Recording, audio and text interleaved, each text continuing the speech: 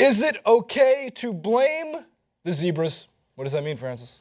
The referees in your sports. Yeah. Well, yeah. You guys wear weird yellow. They don't wear those black and white zebra. Well, here old prisoner uniforms. Here in the America land, the referees wear black and white pinstripes, and they look like zebras. But there is a constant trend in all sports in which you're a diehard fan, you're passionate, you're watching your team, and the game's coming down to the wire, and a bad call is made, a controversial call is made. It ends up being the wrong call, and then we put, I'm not going to say we specifically because I never think it's okay to blame the refs, and I'll get to that later. The masses will put it on the ref. Like, that's bullshit. If it wasn't for the ref, we would have won the game. It's ridiculous. It's unfair. If that pass interference call didn't happen, if that foul didn't happen, if the 2002 Kings-Lakers didn't happen, if South Korea officials didn't happen, we would have won. Francis, is it okay to blame the ref? I was casually just... Yeah, we made a mess. We made a mess. So it really depends on different sports, right? American football, I think that the referees get a lot more of the blame than anything else because more often than not, sometimes because we have an hour in between plays. One thing, yeah, it's true, but also your rules are very cloudy at times, right? It's often up to their discretion. Like, yeah, that's true. There's still a lot of cloudiness in American football rules. I'm studying it intently. I love the sport. I love to watch it more so than anything else. But then we have last night's situation with the Green Bay Packers. Was it or was it not a grab of the face mask? Like, then you have to really break it down to the small instances of whether or not there was contact, whether or not his head was turned, blah, blah, blah.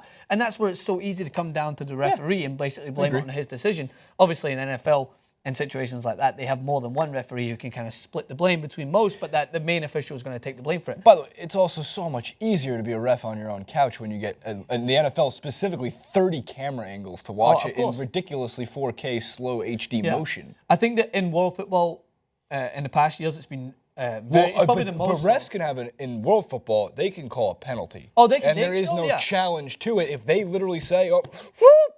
I mean, I would love to see if they introduced a challenge. Like, everyone would challenge it. Any penalty. Guy walks up, kicks a guy in the head in the middle of the box when the ball's there. No, I'm challenging it.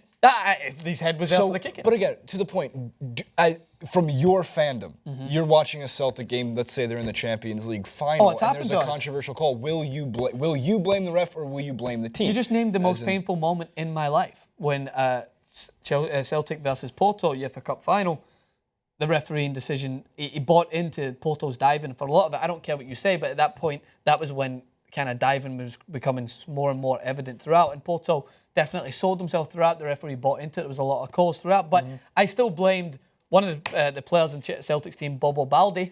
Yep, that was his name. Boba Fett. Big Bobo. You should see the size of this guy. Big oh my Boba God, Fett. he is huge. Anyway, dove into a challenge, stupid challenge. I couldn't believe it when I seen it. Got himself sent off into extra time. That's his call. The referee can only give you that chance, and that's what it comes into both. Now, you look at something like the World Cup, South Korea. The refereeing decisions in that game, specifically in the Italy game, were diabolical. It's so easy to blame the ref, and it is worthy. They have to be blamed for that. You look at Germany versus England when Frank Lampard's shot crossed the line. People were blaming all the officials on that, and then what happens? You get goal line technology, which now kind of makes the refereeing job a little bit easier. They still need to be on point. But as you mentioned, there's no sport, I think, other in the world that can be more distinctive, that's a good word to say, than a penalty call. That can change a game in any moment of the game. Because goals are scarce. Yeah, exactly. They're scarce. You call a free throw, yeah, of course, it could be a foul that you don't think, but they still have the chance to obviously make it up in the other end unless it's you can make the same argument for water polo. You can make the same argument for curling. Hey, great sport. I like curling. Great sport. Scotland are good at it. Francis, the very short and simple answer is no, it is never okay to blame the refs, and there's one specific reason why. If it's the last call of the game after a long, hard-fought game, you got to remember that there was a lot of time beforehand where your defense could have stepped up and held that other team to not scoring a touchdown or a field goal that made it within 1 point game. You could have blown out the opponent in the past. Like I know the 2002 Lakers-Kings Western Conference Finals Game 6 was literally fixed. The refs fixed the game. That's the exception, because that is such a sparse case in terms of sports. I never find it okay to blame the refs. You have control over the situation you're in, not me specifically, but I'm saying the players and the coaches on the field. If it's a close game, that means both teams played really well and it comes down to a bad call, tough shit, you move on.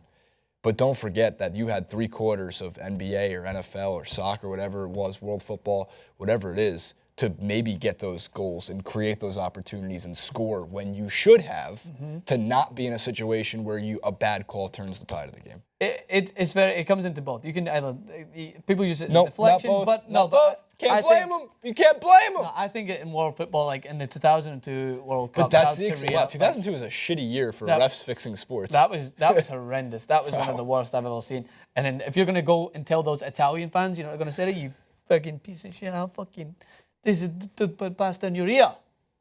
I'm sorry, what? You put pasta. That's what they're going to say to you if you tell them that the referees weren't to blame in that World Cup. Keep your pasta to yourself and eat it. Comment below with what you think. Do you think it's okay to blame the refs? You can disagree with me. I could be the ref in this situation. We can have a controversial call back and forth. Follow Francis at Francis Maxwell. There's no touching on the panel. And at Francis_Maxwell on Twitter. You can also follow TYT Sports on Twitter as well. Like, favorite, subscribe. We'll see you next week. We'll be back.